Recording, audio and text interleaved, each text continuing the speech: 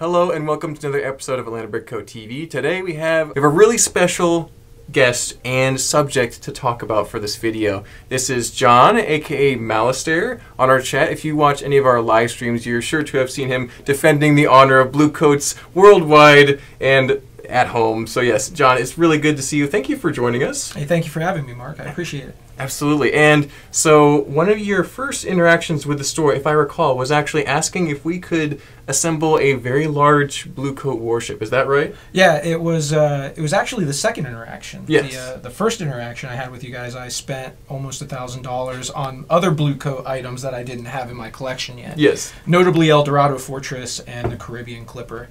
And then when I bought the Caribbean Clipper, it, like Steven said in a previous video, I started to get sad again because the Bluecoats don't have a flagship. They don't. They got skipped over in that department. So. They did. They have all the fortresses like El Dorado, but what they didn't have is something like this that screams imperial power. And I got to thinking, and as I started watching your YouTube videos, often you started talking about commission builds. Yes. Right? And I think the first one I saw was specifically you guys had just done a commission build and you were, it was the airplane and that you were moving it around. The Delta airplane is a huge undertaking. So. Yeah, and when that happened, I was just gotten the good news that it's not definite yet because I don't have it in writing, but that I am more than likely going to be promoted to Lieutenant Colonel in the Army. Congratulations. Awesome. And I'm like, hey, what would be a great gift for me? Because a promotion's about me, right? Yeah, a little time to celebrate the success. So yeah. And so I thought, and I wrote an email to Chris. I was like, hey, I have this idea. And Chris, looking out for the customers, was like, just so you know, this is an extremely expensive proposition. It gets pricey very quick, unfortunately, but yes. Yeah, and I was like, hey, understandable, but I literally have money to throw at you. Because I want this done because it's not just a present, it's more of like a personal, I don't want to say vendetta, but kind of achievement, right? Yeah, it's a goal, right? It's avenging the Bluecoats. Exactly. Right? And so I asked him, what I really want is what you see before you, a majestic flagship that the Bluecoats would use to strike fear into the pirates, and those less than stellar Imperials, the Redcoats. Exactly. And after some talking, he told me he was going to assign Steven to the project, and I'm like, win-win. Not only do I get a Bluecoat, I get it created by a Lego master, a literal certified trophy-owning Lego master. Exactly. And I'm like, I couldn't have asked for something better. And at the same time, I was like, I don't want to constrain him, right? Yeah. Because you guys are artists, and you're masters of your craft. Exactly. And I know I would be very upset if someone came and told me how to do my job. And so Chris was trying to guide me towards, like, just send me a picture of exactly what you want. And I sent him 3 kind of concept images. And I was like, let Steven figure out what he wants to build, but looking at these 3 really for inspiration. Guidelines. And the only guidance I really gave was, I want, when this ship shows up, the pirates are running, right? And this work of this masterpiece, this magnus opus of Steven's pirate ships, is what resulted. And I remember joshing with him on many of the live streams, because he put originally, I think it was 8 guns, and I'm like, no, more guns. You gotta have a little more guns. More guns. And then we got to 14, and I'm like, okay, I'll settle for 14. Yeah. Exactly. That should be enough. It's well over any other system pirate ship that's been made before. So this should be able to blow any other ship out of the water. Yeah, absolutely. You take a broadside from the Pandora here. That's the end of your pirating career. Exactly. Yes. Fun fact, you're well aware of this, and we mentioned it on the chat before, but in case anyone's watching this separately, Steven really hasn't built any pirate ships before. He's made some pirate scenes, and he enjoys pirates a lot. Me and Steven both had those as kids, but he's never really undertaken a large pirate ship like this. So having almost no build experience in this department, I really got to give credit to Steven. He did a great job capturing the look, the feel, the vibe, the essence of it, and I'm so happy that you are enjoying this, John. This is great. So yeah, and just a plug for Steven, and you guys as commission builds, just the you guys can't really, the camera doesn't do this justice, but the amount of detail that is in this ship, like down to the functional anchors. Like there's play features in here. I say play features, but like things that you would never see in a Lego set, which is kind of one of the main reasons I wanted one of you guys to do it, right? Because this ship is just absolutely amazing. And it's going to be if I ever do if the Army sees fit to give me a battalion command, when soldiers walk into my office to talk to me, this thing is going to be on my desk. Exactly. Like, instead of the cross rifles and all that, cliche Army stuff about, who was this, who was that, there's going to be this blue coat Imperial flagship staring them right in the face. Exactly. And that's going to frame every conversation. Exactly. A conversation starter for every occasion. Yeah. Because it's naturally, what is that? This is Steven's magnus opus. Exactly. It'll be great. That's awesome. Yeah, so I wanted to ask, there's a couple things that are very personal about this ship that Steven was able to, I think, incorporate pretty well for you. First of all, the name, the Pandora. What's the story behind that? And then can you just, after that, touch on your love of Bluecoats and what kind of inspired that? Because I really have to know why you're the ultimate Bluecoat representative here.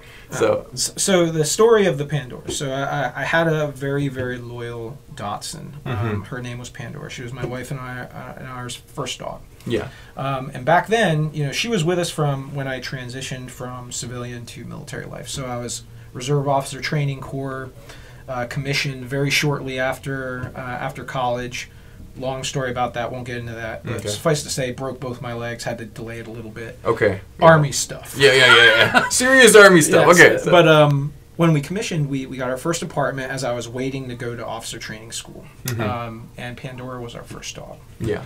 So she was literally there from the very beginning. And she had this tradition that she was daddy's girl, right? And whenever I would get ready to deploy, I'm deployed now 4 times. The telltale sign is when the duffel bag came out, right? That's when Pandora knew, and she learned that very, very quickly. And she would try to sneak into my duffel bag to come with me. That's so sweet. And I would hold it together. I'm trying to hold it together because leaving for a deployment is a really emotional event for absolutely. And so I'm trying to hold it together so that my spouse doesn't fall apart. And every single time the dog would break me. Because Pandora would get you. I would be doing fine, and then she would do this little, this pouty crawl as I would take her out of my duffel bag. She'd try to pouty crawl back into it. And that would always shatter the last bit of resolve. Yeah. And she unfortunately, she passed away about 11 months ago now. Okay. Yeah, I'm so sorry about that. Yeah, and it's part of life, but it came down to the point where it was like the best thing we could do for her was let her go. Yeah. And it was around that same time that I was thinking about starting to get something made, right? And and I thought, what better memorization for her, because she was always with me. She would come to the office with me when I was a battalion S3. And she would be there when I was a company commander. She would come visit me. Then to put her name on this vessel, and that way she's kind of always with me. Yeah. And so immortalized. Yep. Yes, and no better way than being one of the best things that is near and dear to my heart from my childhood, which is the Bluecoats. Yeah. Right, and that dovetails. So going from that low op tempo to the high op tempo, the happy side of the story. Yeah. Right. So my first Lego set when I was a kid was the Bluecoat Broadsides Brig. Yes. That was my first Lego set that I got. And ever since that moment, I had basically an unnatural infatuation with the Bluecoats. Yeah, they were the guys, right? Yeah, they quickly became my favorite. Like Castle, as much as I loved Castle, they didn't hold a candle to the Bluecoats. Yeah. And the thing was, though, is because I was so young when they came out, I started getting them when they were either very close to retirement or were already retired. On their way out. I was getting secondhand stuff. Yeah. And that natural human inclination when you can't get something anymore, it becomes the thing that you become obsessed with. Absolutely. I.e. the yellow Castle box. That's right there. Exactly. Right? Things for me, the Castle stuff, yep. Yeah, and it's like the Bluecoats started to basically rub my nose in it over time. Yeah. And so I started, but I was a kid. I didn't have disposable income, and so you couldn't buy stuff online earlier, so now it's more available. Yeah. And back then Bricklink didn't exist. Exactly. And so I started just kind of satiating some anger with Space Police. I think version Series 2 were the green ones? Yes, yes. That was Space Police 2, yeah. Yeah, and I didn't get into Space Police 3, but then I dabbled a little bit in Redcoats, and I was like, oh, these are terrible. Like, every time I would touch them, I would break out in hives. And yeah, they're inferior, yeah. The vomit disease, uncontrollably, and I threw them, kind of similar to how you respond to Nexu. Yeah, exactly. A violent response for sure. Yeah, immediate gag reflex. And I was like, oh, no. And then they came out with another set of pirates. I'm like, oh, they're coming out with pirates again. And it was the Imperial Armada. And I was like, okay, they've made it worse. Like, they've made it worse. Then fast forward to circa, 2011 was when they came out with the new pirate series. Yeah, the next wave. There was Redcoat next wave, and there's a Bluecoat next wave that I think might be 2015, 2014? Yeah. My timeline might be wrong because I got back into it after, I want to say it was my 4th deployment. Yeah. To a location I'm not allowed to disclose, but understood. All good. But I came back, and all of a sudden, Bluecoats are back. Yeah. And I'm like, oh god, great. And I go look at them, and I'm like, oh, what'd they do to them? Yeah. Like, I'm gonna buy them. They watered them down a little bit. Yeah, but they brought back some of the Bluecoat strengths, right? Like, Bluecoats were always big into fortifications, right? They always had towers, they had forts, bases, and I was like hoping, I'm like, oh, maybe they'll make a ship. They never made one. They did not. You're right. They never made a new Bluecoat ship. And then came the Imperial flagship, right? Yes. The red one. Yeah. And I was like, you stabbed me in the heart, Lego, by giving me the ship I've always wanted, or at least the class of ship, but then you put those filthy Redcoats on it and ruined the whole thing. Yep. And that's why I kind of revulsed when Chris was like, well, just buy an Imperial flagship and change it up. And I'm like, dude, Chris, you don't understand. Yeah. Hold on a second. Yeah. Number one, I'm not gonna pay anyone for anything Redcoat. And if you gave it to me, I would immediately vomit. So I needed something unique. Exactly. But that was the story behind Bluecoats. It was like, it became like the white whale, the Holy Grail. Yeah, and I could never find them when I wanted them. And then, fast forward 2021, right after the whole COVID thing and everybody was locked down, I PCS'd here, permanent change of station, during COVID. Yep. And then my wife casually mentions, hey, I had a friend who used to work at this huge Lego store down in Atlanta. Do you want to go? And I'm like, is the sky blue? Like, yeah, exactly. Do they have Bluecoats there? Yep. And she's like, I don't know. They have a website, and I looked at it, and I saw Bluecoats, and I'm like, tomorrow we drive. Yep. Exactly. And then, $1,000 later, I'm ordering a ship of a massive caliber. Yeah, a ship of magnitude here. But yeah, I mean, that's the story. That's awesome.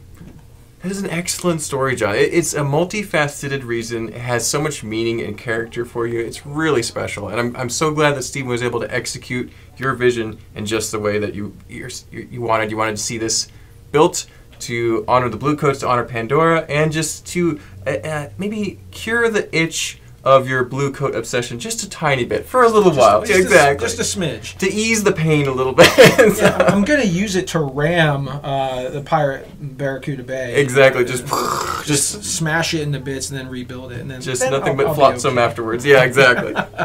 That is awesome. Well, thank you so much, John, for sharing your passion for Bluecoats and the story behind this amazing ship. And we're really happy and excited to see this sail off to its new home with the best owner possible. So, yes. Thank you, John. And thanks for joining us. And don't forget to like, comment, and subscribe. We have so many more cool videos like this coming out. And if you want a commission, go ahead and send us an email. But like John said, it is not the cheapest way to get Lego. It's actually one of the most expensive, because not only are you paying for all the expensive Lego pieces, but you're paying for somebody to build it too. But you never know. It's totally possible. You feel like doing something really special, we can make it work it out. So thank you guys. We'll see you next time. Bye-bye.